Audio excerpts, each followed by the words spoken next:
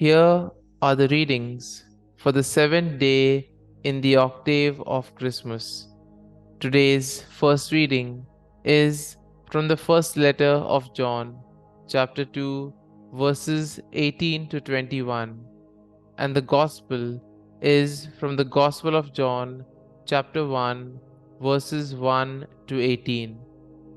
The first reading, a reading from the first letter of St. John. Children, it is the last hour, and just as you heard that the Antichrist was coming, so now many Antichrists have appeared. Thus, we know this is the last hour.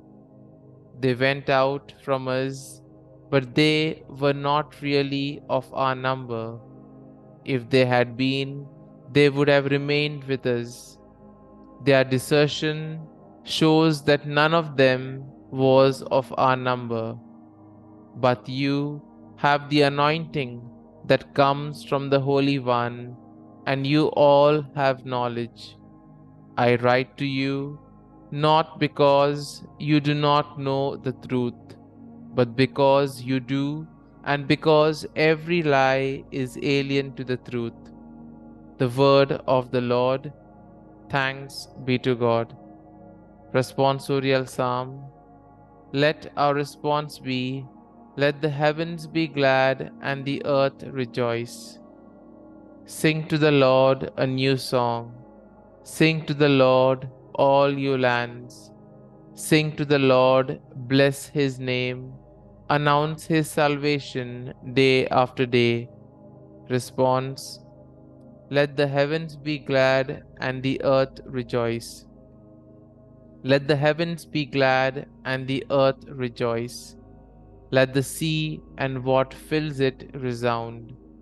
Let the plains be joyful and all that is in them. Then shall all the trees of the forest exult before the Lord. Response. Let the heavens be glad and the earth rejoice. The Lord comes, he comes to rule the earth.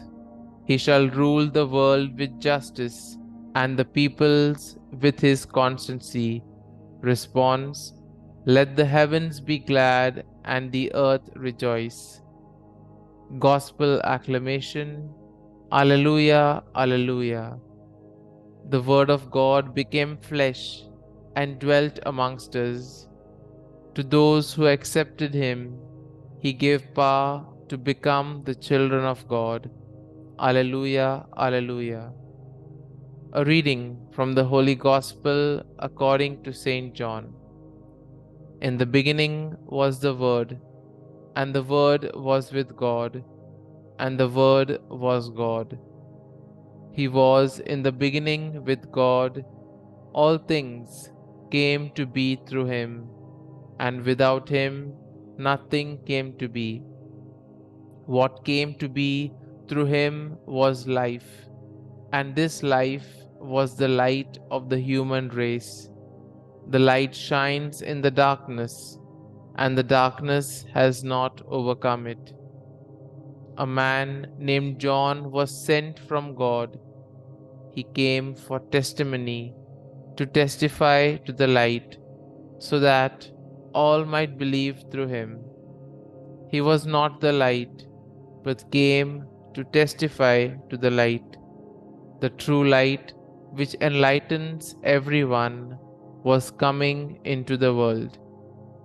He was in the world, and the world came to be through him, but the world did not know him. He came to what was his own, but his own people did not accept him. But to those who did accept him, he gave power to become children of God, to those who believe in his name, who were born not by natural generation, nor by human choice, nor by a man's decision, but of God. And the Word became flesh and made his dwelling among us, and we saw his glory, the glory as of the Father's only begotten Son, full of grace and truth. John testified to him and cried out, saying, "This was he of whom I said, 'The one who is coming after me ranks ahead of me, because he existed before me.'" From his fullness we have all received grace in place of grace, because while the law was given through Moses, grace and truth came through Jesus Christ. No one has ever seen God, the only begotten Son. God, who is at the Father's side, has revealed him. The Gospel of the Lord. Praise be to you, O Lord Jesus Christ.